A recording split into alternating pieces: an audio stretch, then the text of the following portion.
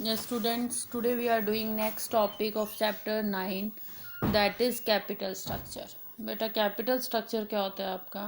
Proportion of डेब्ट and equity use for the financing the operation of business. क्या कह रहा है बेटा इसमें कि एक हमारा कैपिटल स्ट्रक्चर क्या प्रेजेंट करता है कि हमारे स्ट्रक्चर में, कैपिटल स्ट्रक्चर में मतलब एक फर्म को जो फाइनेंस होता है उसमें कितना फाइनेंस उसने डेब्ट कैपिटल से अरेंज कर रखा है और कितना उसने इक्विटी कैपिटल से अरेंज कर रखा है। बेटा डेब्ट में आपको डेब्ट में हमारे क्या होता है बेटा, डिबेंचर्स होते हैं, लोन फ्रॉम बैंक होता है ना। और इक्विटी में क्या होता है हमारा, शेयर्स के थ्रू जो पैसा होता है। तो हम कैपिटल स्ट्रक्चर से ये देख पाते हैं कि एक फर्म का जो कैपिटल स्ट्रक्चर है वो किस तरह का है, मतलब उसमें डेब्ट और इक्विटी का क्या रेशो है। ठीक है, मतलब प्रपोर्शन ऑफ डेब्ट एंड इक्विटी। ठीक है, यूज़ फॉर फाइनेंसिंग कि एक ऑर्गेनाइजेशन में जितने फाइनेंस की ज़रूरत होती है उसमें से कितना पैसा एज ए डेब्ट के रूप में कंपनी ने ले रखा है और कितना पैसा इक्विटी के थ्रू उसने अरेंज कर रखा है। ठीक है बेटा, हमारा कैपिटल स्ट्रक्चर ऐसा होना चाहिए कि we should increase the value of wealth of equity share holder, कि इक्विटी शेयर होल्डर की जो वेल्थ है वो क्या हो सके बेटा, मैक्सिमम हो सके। ठीक है, तो जब भी हम कैपिटल स्ट्रक्चर को डिसाइड करते हैं, डिज़ाइन करते हैं, तो हमें फैक्टर्स देखने पड़ते हैं। कौन सी? कॉस्ट और रिस्क। कॉस्ट कितनी पड़ती है और उसमें रिस्क कितना है। अब बेटा मैंने आपको प्रीवियस जो बताए थे, जो हमारे फाइनेंसिंग डिसीजन था उसमें भी आया था हमारा, तो जो हमारी कॉस्ट होती है बेटा, ठीक है, जो हमारी डेप्ट होता है मतलब डिबेंचर्स के थ्रू जो हम पैसा इनवाइट करते हैं, या हम वो कह सकते हैं कि loan from bank, loan from financial institute, मतलब जो हम लोन लेते हैं उसमें क्या होता है, उसकी कॉस्ट हमारी क्या होती है बेटा, कम होती है, लेकिन हमारा वो रिस्की होता है। मैंने आपको बताया था कॉस्ट कम क्यों होती है, क्योंकि हमें फ्लोटेशन कॉस्ट नहीं बेयर करनी पड़ती। ठीक है, और रिस्की क्यों होता है, क्योंकि उनकी लीगल ओब्लिगेशन बन जाता है। क्योंकि जब भी कंपनी अगर उनके टाइम पर इंटरेस्ट की या प्रिंसिपल की पेमेंट नहीं करती तो उस केस में क्या हो जाता है बेटा, उनके पास लीगली राइट होता है, जो प्रॉपर्टी उन्होंने मॉर्टगेज के फॉर्म में उनके पास रखी हुई है क्रेडिटर्स के पास, वो उसको सेल कर सकते हैं या वो कोर्ट में जा सकते हैं। तो ये रिस्की होता है बेटा। लेकिन जो डेब्ट होता है उससे पैसा अरेंज करना क्या होता है बेटा, सस्ता होता है, क्योंकि फ्लोटेशन कॉस्ट बेयर नहीं करनी पड़ती। फ्लोटेशन कॉस्ट मैंने आपको बताया था, जब हम शेयर सिक्योरिटीज़ इशू करते हैं तो उस पर जो खर्च होता है, जैसे प्रोस्पेक्टस का खर्च होता है, ब्रोकर्स का खर्चा हो गया, अंडर राइटर की फ़ीस हो गई, ये सारे एक्सपेंसेस नहीं करने पड़ते हैं। तो ये तो हो गया हमारा डेप्ट। अब इक्विटी के केस में क्या होता है, इक्विटी जो होती है हमारे, वो एक एक्सपेंसिव सिक्योरिटीज़ होती हैं, लेकिन ये रिस्की नहीं होती है बेटा। ठीक है, ये रिस्की नहीं होती है। तो अब रिस्की क्यों नहीं होती है, क्योंकि लीगल ऑब्लिगेशन नहीं है। हमें क्या देना होता है बेटा, डिविडेंड देना होता है इस पर। ठीक है, तो डिविडेंड हम कब दे पाएंगे, जब हमें क्या होगा, प्रॉफिट होगा। ठीक है, और ये कॉस्टली क्यों होती है बेटा, इसके पीछे रीज़न क्या है, क्योंकि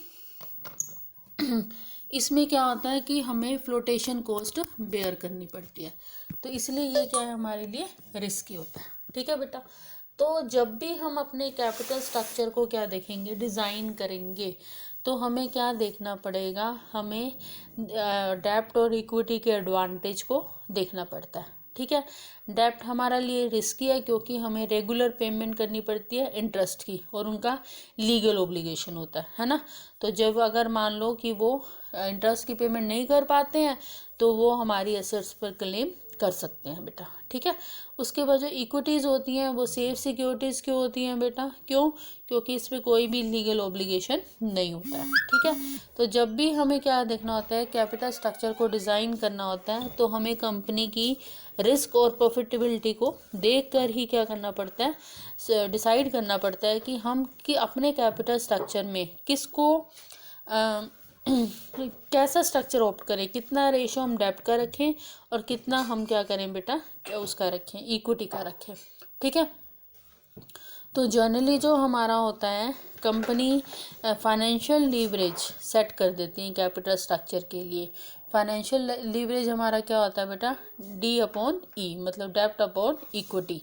ठीक है, तो जब क्या होता है बेटा, कंपनी इससे क्या होता है कि कंपनी की जैसे जैसे क्या हो जाती है, अर्निंग क्या होती है, इंक्रीज होती है, अर्निंग इंक्रीज होती है, तो हमारा डेप्ट क्या होता है, डेप्ट हमारा क्या होता है बेटा, चीपर सोर्स है, वो आपको बता दिया मैंने, लेकिन वो क्या होता है, रिस्की होता है। ठीक है, तो जब कंपनी की अर्निंग कैपेसिटी क्या होगी बेटा, ज़्यादा होगी, अर्निंग कैपेसिटी ज़्यादा है तो कंपनी आसानी से अपने लीगल ऑब्लिगेशंस को पूरा कर सकती है।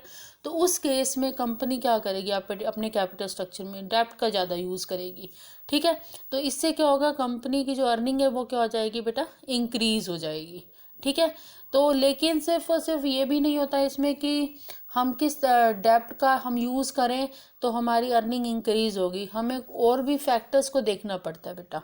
तो ये जो है, इस कंसेप्ट को समझने के लिए हमें एक इसका न्यूमेरिकल करना पड़ेगा। वो जो न्यूमेरिकल है बेटा, मैं आपको वो नेक्स्ट वीडियो में बताऊंगी, न्यूमेरिकल समझाऊंगी बेटा।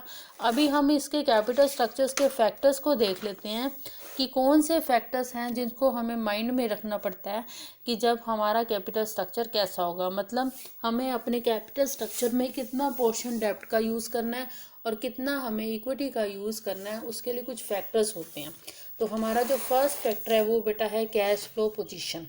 अब मैंने आपको बता दिया कि डेब्ट हमारा चीपर सोर्स है लेकिन वो रिस्की होता है, और इक्विटी हमारा थोड़ा सा कॉस्टली सोर्स है लेकिन वो रिस्की नहीं होता। अब हमारी कैश फ्लो पोजीशन, जब भी हम कैपिटल स्ट्रक्चर बेटा डिज़ाइन करते हैं तो हम देखते हैं कि कंपनी की कैश फ्लो पोजीशन कैसी है, मतलब कंपनी में कैश का फ्लो कैसा है। अगर कंपनी के पास बेटा इनफ कैश फ्लो होता है, मतलब कैश फ्लो प्रॉपर है, किसी तरह की उसमें हर्डर नहीं है, किसी भी तरह की उसमें दिक्कत नहीं है, कंपनी आसानी से अपने ऑब्लिगेशंस को पूरा कर सकती है, तो कंपनी क्या करती है बेटा, किसको प्रेफरेंस देती है, डेब्ट को प्रेफरेंस देती हैं, क्योंकि कंपनी क्या करेगी, टाइम पर अपने लीगल ऑब्लिगेशंस की पेमेंट कर पाती है, क्योंकि डिवेंचर होल्डर को उन्हें टाइम पर क्या देना होता है, इंटरेस्ट की पेमेंट करनी होती है। ठीक है बेटा, तो कंपनी को देखना होता है कि उनका कैश का इनफ्लो कैसा है।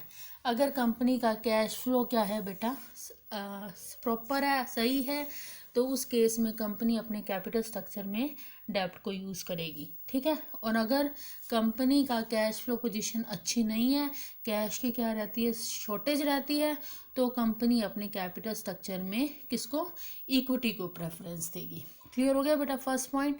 अगर कैश फ्लो पोजीशन अच्छी है तो डेब्ट को, क्यों, क्योंकि कंपनी टाइम पर अपने ऑब्लिगेशंस को पूरा कर पाएगी, और अगर कैश फ्लो पोजीशन अच्छी नहीं है तो कंपनी इक्विटी को प्रेफरेंस देगी।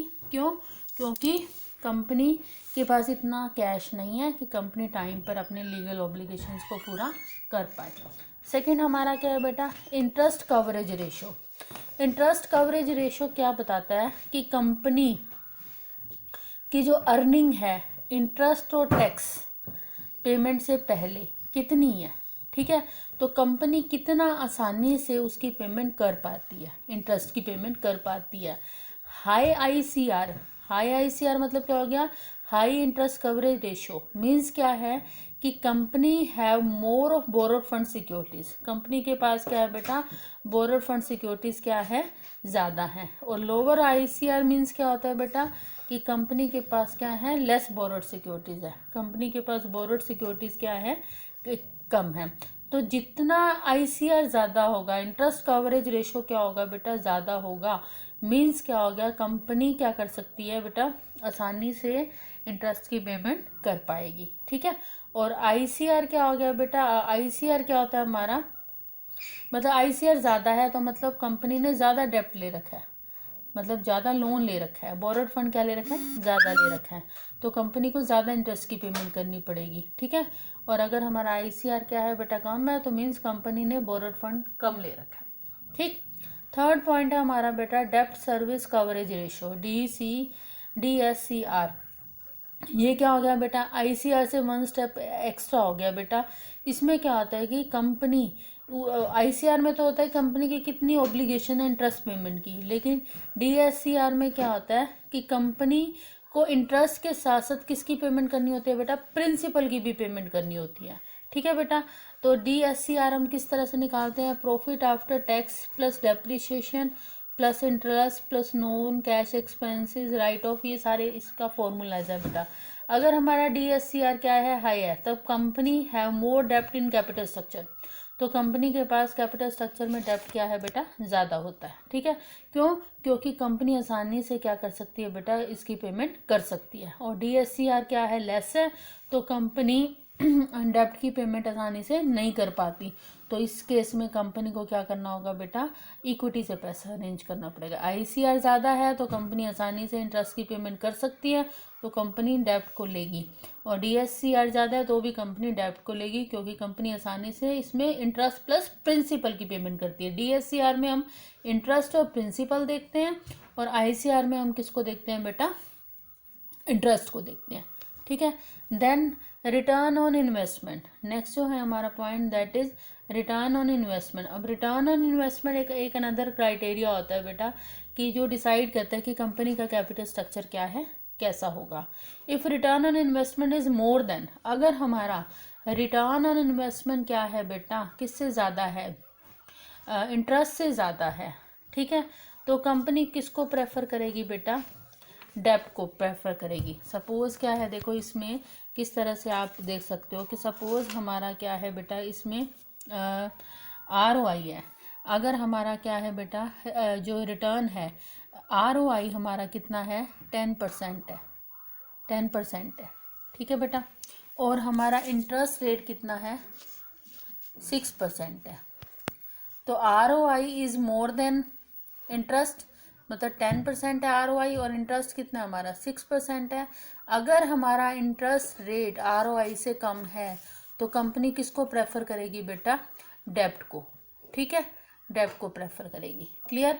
और अगर मान लो हमारा इंटरेस्ट रेट है 6% और ROI है 3%, तो इंटरेस्ट क्या है, ज़्यादा है, ROI क्या है बेटा, कम है, तो कंपनी आसानी से इंटरेस्ट की पेमेंट नहीं कर पाएगी।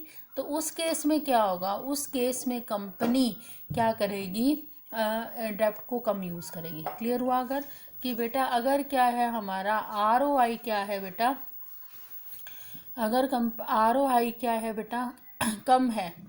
ठीक है, ROI क्या है, कम है, तो उस केस में कंपनी क्या करेगी बेटा, इसकी इंटरेस्ट ROI अगर इंटरेस्ट रेट से क्या है, ज़्यादा है, तो कंपनी डेप्ट को प्रेफर करेगी। और अगर ROI क्या है बेटा, इंटरेस्ट से क्या है, कम है, तो कंपनी किसको प्रेफर करेगी, इक्विटी को प्रेफर करेगी।